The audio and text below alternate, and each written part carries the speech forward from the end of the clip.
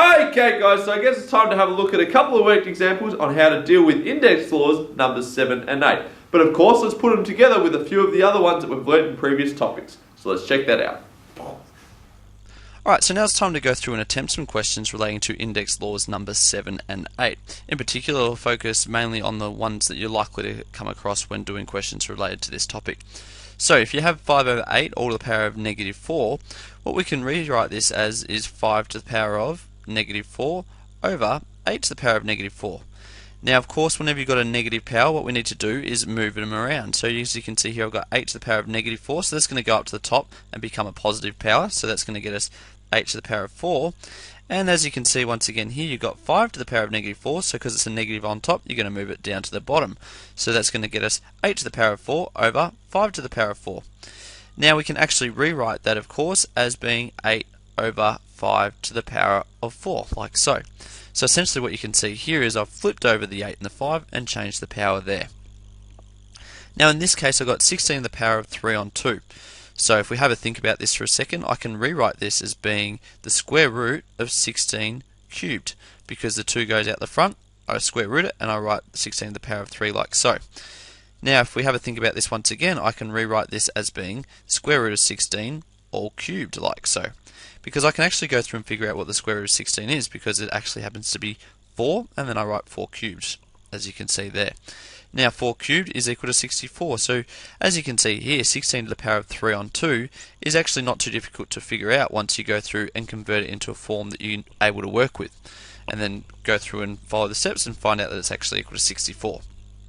Now this one here is a little bit harder, and the key for these types of questions is to make sure that you can try and convert them into something with the same base. So if we have a look at 128 and 64, we think about it for a little bit. What could the base possibly be? Well, I believe it's going to be 2. But before we do that, let's go through and actually rearrange these into a form that we're familiar with. So in order to do this, let's go through and write them as being 128 to the power of 1 over 7. And this one here is being multiplied by 64 to the power of 1 on 4. Now in order to do this, what we need to do is put them in brackets, 1 over 7 like so, multiplied by brackets, 1 over 4 like so. And let's have a think about what these are going to be if the base is 2. So I've got the base here of 2, well 2 to the power of 7 is 128, and 2 to the power of 6 is equal to 64. So now what I can do is go through and expand these brackets once again, which will get us 2 to the power of 7 multiplied by 1/7, well that's just going to be 1, multiplied by 2 to the power of 6 times 1 on 4, well that's just going to become 2 to the power of 6 on 4. And now I can go through and simplify this, so it gets me 2 to the power of 1 multiplied by 2 to the power of 3 on 2. And now what I need to do is go through and apply index law number 1, which is where I basically just add the powers. So I get 2 to the power of 1 plus 3 on 2, and that's going to be the same as saying 2 to the power of 2 on 2 plus 3 on 2, which is the same as saying 2 to the power of 5 on 2. So the question basically asks us to go through and express it in a positive indice. So I've gone through and done that. So you can see I've written 2 to the power of 5 on 2. But if you wanted to, you could also express it as one of these forms. So it could also be written as the square root of 2 to the power of 5, which also could be written as the square root of 32, or it could be written as, in brackets, the square root of 2 to the power of 5, like so. Alright, so it's time now to press pause and attempt the following questions. Those are these 2 questions that you can see here, but what I want you to do is simplify them, making sure that you express your answer with positive indices. Alright, so make sure when you're done to press play so you can check your answers out against mine. Alright, so welcome back. Now as you can see, I've gone through and answered these questions, and there's a lot going on here, as you probably found out when you went through and answered them yourself. So let's go through and actually break it down step by step. So what I've gone through and done here, the very first thing was to expand this power of negative 5 here by moving it to the x to the power of 4 and to the y here like so. So that got me 4 times negative 5 is negative 20, as you can see, and y to the power of negative 5, as you can see here. The rest of it has just been left in its original form. So now what I've gone through and done, as you can see in the second line of working out here, is I've collected all of the pronumerals with the same base. So for example, I've gone x to the power of 4 minus 20, so 4 minus 20 is negative 16, because I've got the times, I'm actually adding them, so 4 plus negative 20 is negative 16. y to the power of negative 2, so negative 2 plus negative 5 is negative 7, and I've left the denominator as what it was originally because you can't simplify that any further. So now I've gone through and I've said, well, x to the power of negative 16, y to the power of negative 7 divided by x to the power of negative 3, y to the power of 3. Well, what I've got to do is I've got to subtract the powers. So I've got x to the power of negative 16 minus negative 3, and y to the power of negative 7 minus positive 3. So when I go through and do that, that's actually going to turn into a positive here. So it's going to get me x to the power of negative 13 and y to the power of negative 10.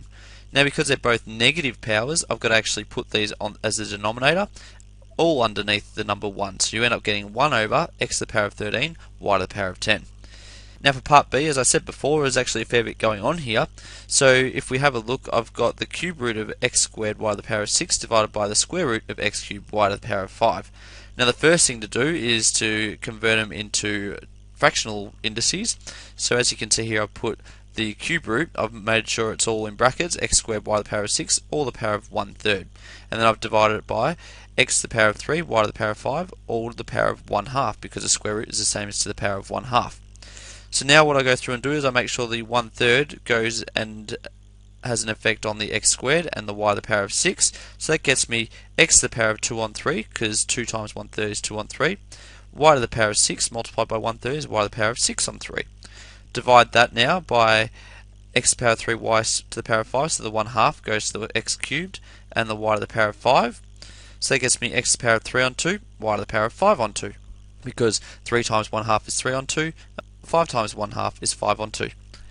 So now what I can go through and do is simplify. So I know that 6 over 3 is the same as saying 2, as you can see here. So that gets me x to the power of 2 on 3, y squared, divided by x to the power of 3 on 2, y to the power of 5 on 2.